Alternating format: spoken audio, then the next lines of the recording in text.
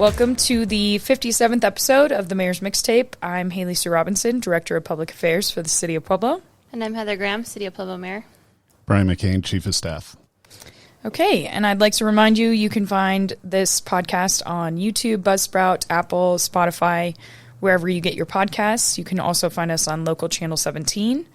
And if you have questions or want to suggest a topic, you can email us, mayor@pueblo.us. Mayor, we had a long night last night. Yeah.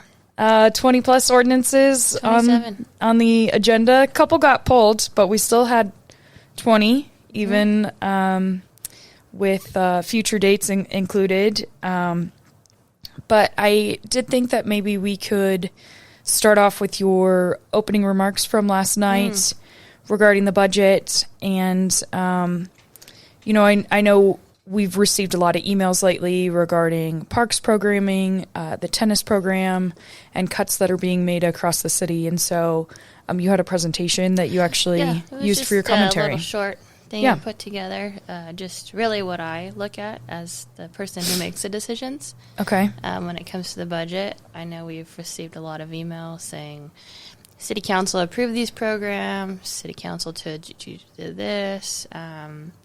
City Council approves overall amounts, right? Okay. So they approve line items and part-time wages. There are no line items when it comes to programs in the city. So what's actually being cut is part-time employees, a reduction in part-time staff. Okay. The programs right now that they do run are in the parks program. Happen to be tennis, pickleball, books in the park, movies in the park, Sun City Band. So these are all part-time people that we hire every Sunday to run these rec programs. I chose these programs specifically because they are not team sports. They are not football teams, the PPAL, and the sporting teams that affect many participants at one time. So we have to start making budget cuts somewhere. I showed everybody last night the B1 for projected 2027's budget, and as you can see, we're at a $10,311,000 loss. Sure. So that we are going to have to pull out of reserves. Well, we don't have that luxury to just continue to pull the money out of the reserves. So we've been doing several different things to make cuts, freezing employees. So I showed the employees that have been frozen to this point, including a police captain position. Sure. 9 employees, about $900,000 for 2026. We froze 28 positions in 2025. So you're almost at 40 staff members in the City of Pueblo that we have frozen full-time. So it's really time that we start looking at our part-time employees, and we look at them before the season start, right? Because we didn't want to hire and then have to lay people off or fire and pay unemployment wages. Or cancel programs. Yeah. With the tennis program, too, the courts are going to be resurfaced for the first 2 months of the summer. Okay. So there's not going to be a lot of action in which people can go over there and do tennis lessons. They just got the lights in the last couple of weeks, and they're going to be starting the resurfacing project in mid-May. Okay. And that's going to take a couple months. Got it. To get done. So that was another part of the tennis. Sure.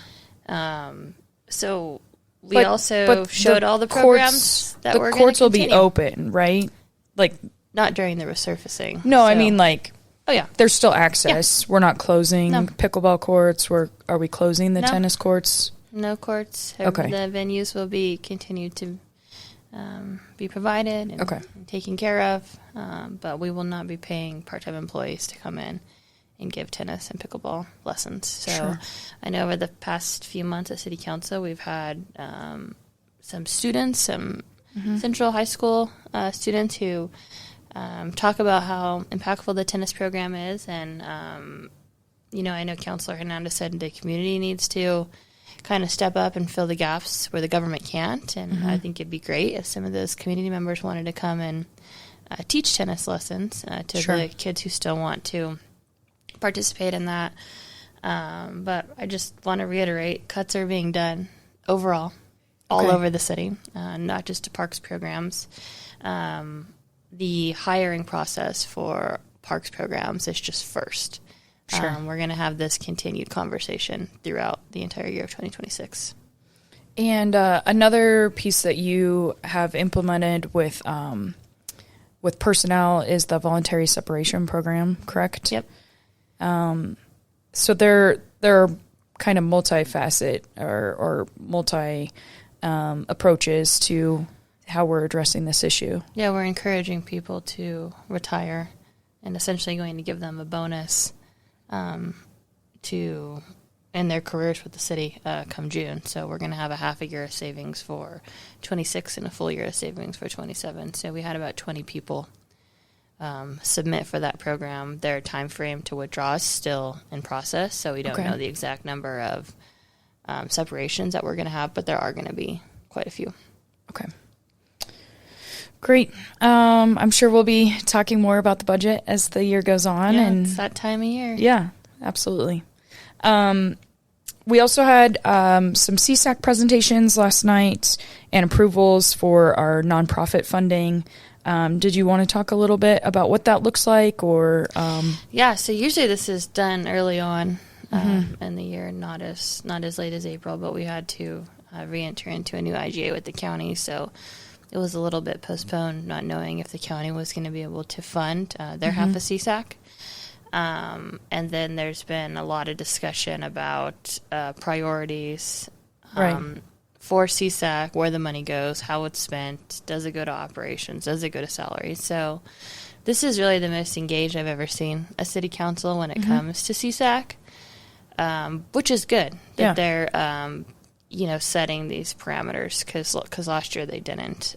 We had several joint budget meetings for the CSAC program with the county, and nothing was ever solidified. So it's good to see city council engaged and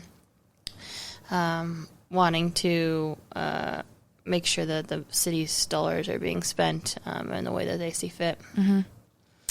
So we kind of approved, we were a little bit all over the place with running the gamut from whether it was CSAC or parks or police. We also had another ordinance that was passed last night to ban the use of charcoal or open flame grills in our parks. This was, in response to folks who really were kind of recklessly participating in the parks with grills and open fires. And so propane grills are still allowed, but that's for all of our parks within city limits. And I think especially this year with nearly every day being a red flag warning for 2 months, the timing of this is really good. Yeah, and it was really, down at Waterworks Parks, people were leaving open flames, smoldering, not paying attention, and we don't want to have a fire down there. So there's a lot that could catch fire, but there's also a residential area down there. There's a lot of wildlife, so it'd be really dangerous. Another thing council approved last night was additional funding for the opioid settlement with continued education and prevention measures with District 60 in the Botvin program. So we talked a little bit about that. That's been something that's been going on for a number of years, and there was a recent settlement. So anytime a settlement occurs, the city gets a portion of those dollars, so we have to accept the funding. We've got our largest proportions up front, and they'll continue on for many years, and we can use that funding for programs like this District 60. Yeah. that they came and spoke about last night. We have a little over $1 million in these opioid funds currently. So that's fantastic. Yeah. They talked a lot about prevention and good health measures in the schools, and so I think that's important. Yeah. We also heard from the Colorado Master Gardners last night. We had a lot of folks. They stayed late because, as we mentioned, it was a long meeting. They talked a lot about native landscape, updating municipal code for weeds, which, according to the background ordinance, hadn't been updated since the 70s. Yeah. So this was exciting for a lot of folks. helps with native landscaping, encouraging folks to grow native plants, helps with pollination, things like that, and maybe something outside of your typical garden or a green yard. Grass, I guess, and is my point. Sunflowers. Yeah. So, yes, and sunflowers, which is interesting because I think a lot of people don't realize that sunflowers are weeds. Yeah. But it's because they're pretty. Yes. But I thought that was great. Really good engagement. And that was something that Councilor Dante championed. Yeah. And so there were a lot of folks that were really excited about that last night as well. I think it's super impressive that this was her second ordinance that she's passed and put together in 4 months. A lot of back and forth and stakeholder meetings when a councilor decides to ask for an ordinance to be drafted. It's something that we require is stakeholder and conversations for whatever you're trying to make a change to. So that's pretty impressive that she's already done 2 so far. And Councilor Ruiz Gomez brought that up last night. So yeah, I love that. And I was just impressed with how many people were there, and they offered to speak with code enforcement or anyone in the community for education. So I thought that was great. Another exciting thing that was passed last night was a new lease agreement for a new restaurant with SoCo Frontier Enterprises out at Pueblo Memorial Airport. So we're looking forward to that. That space has been empty for about a year. Yeah. And so we had put out an RFP, and now this was approving the lease agreement with that group. Can you talk a little bit about the timeline or what that looks like as we move forward with the airport? I think Brian can. Yeah, so the lease was signed last night. They actually have all their own restaurant equipment, so they're going to start going in ASAP and kind of cleaning it out, pulling out what they're not going to use and moving their stuff in. I want to say, and don't quote me on this, but they want to be up and running by June-ish timeframe. Great. June, July. So they want to move fast, and they're excited to go in there. Cool. Happy to have them. So we'll see something by the summertime. I know there was discussion about whether there would be a slopper on the menu or not. We can make them. It's a must. That was a requirement on the RFP. Not really, but it should be. It should be, yeah. That should have been part of the RFP. But, it's a really good space because when you go out to the industrial airport complex, there's a lot of businesses out there. There's not really any restaurants out there. So, this is an opportunity not just for folks who are flying in and out of the airport, but for the business people out there. So when they open, Mayor, we're going to have to take a trip out for some lunch. Let's do it. Okay. So finally, one of the later ordinances that was approved, there was an option agreement put forth for the 300 acres for Project Falcon. Can you talk a little bit about this?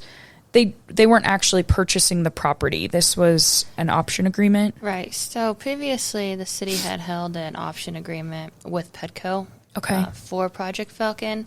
That agreement ends today, actually. Okay. So to keep the project going, we had to enter into a new agreement, and obviously we were going to do it with Project Falcon at this point in their timeline.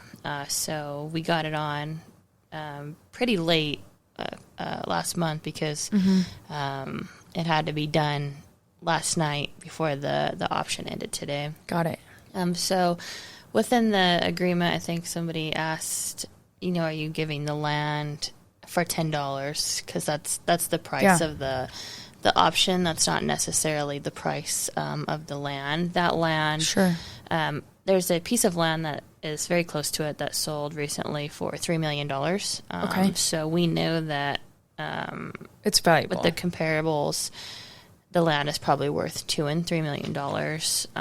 At this point, Project Falcon is looking at that to be part of their total incentive package, much like the city has done previously with other economic development projects. Land as part of the total incentive, instead of cash or a building or land can be used. Yeah, City Attorney Sykes talked about just having kind of a nominal fee, and that's part of an incentive package that's normally negotiated with folks, or has been previously. Right. Okay. So then the next piece of that would be more of the full proposal from Project Falcon, or where are we in that process? So they have 60 days, starts today. That's kind of the time frame. So we're hoping that negotiations will conclude or move along over the next 60 days. They've been working with Petco previously, now the city, for quite some time. So I think that they're ready to make a decision. Sure. Their ask is quite large. Attorney Sykes last night stated that it was upwards of $65 million in incentive package, including or not including land or infrastructure, those types of project. This has kind of been an ongoing project for the city. Last November, we moved some money out of the asset sales tax to do design and layout work for what could potentially be tied to this project with wastewater improvements. So the ask is large. There's lots of improvements that need to happen. There's lots of moving parts still when it comes to the county and the Urban Renewal Authority. The state is involved. So it's a pretty big complex. It's not just a city incentive package at this time. So there's quite a few entities involved. There's quite a few entities, it's not just us. And everybody has to get on the same page before any kind of decision is made. And when you have like 5 different governments, that could be difficult. Sure. Okay. So they're in negotiations with each of the entities. Yep. Okay. And so last night was just the option, essentially saying this piece of land that they're looking at. It's kind of like a hot piece of land. We get lots of calls and questions about it. Yeah. Okay. So that's why they wanted to make sure they had exclusive option and rights to purchase or have part of their incentive package for at least the next 60 days. Okay. That makes sense. Yeah. Great. Okay. Anything else? Cleanup. Oh yeah. No, I just meant about council last night. It was, like we said, it was long. Was good. I mean, Councilor Gomez he did a great job. He did a good job running the meeting last night. Yep. It's hard, right? Yes. I was the president for a couple years, so it's hard to wrangle everybody in and make sure. Yeah. Well, open and close the hearings and are we still talking about folks who are for or against it? Yeah, any discussion? Especially 27 ordinances. So. Yeah, it was a lot. Yeah, so he did a good job. At one point when he was like, okay, we only have 20 more to go, I was like, oh gosh, okay, we're in for the ride. We started our meeting at 5:30 last night. Yeah, for sure. But yes, this weekend is the cleanup.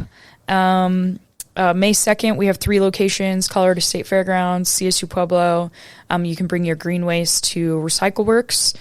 We are taking volunteers if people want to come flag or help with traffic or help us load, unload, things like that. We are taking volunteers. All you have to do if you are coming to participate is bring your ID or a utility bill that shows that you live within city limits. We ask folks not to bring big, oversized vehicles, no moving vehicles. I know that sounds a little bizarre. Like U-Hauls. Correct. We get those. Correct. Okay. I wasn't going to call them out specifically, but yes, that's exactly what we're talking about. Just it makes for a bad experience for everybody. It makes it really slow. But it should be great. It's supposed to rain most of the rest of the week, but then it's going to be nice on Saturday. So perfect day for cleanup. Well, we've been out there in the snow. We have. Yes, we have. First. Yeah.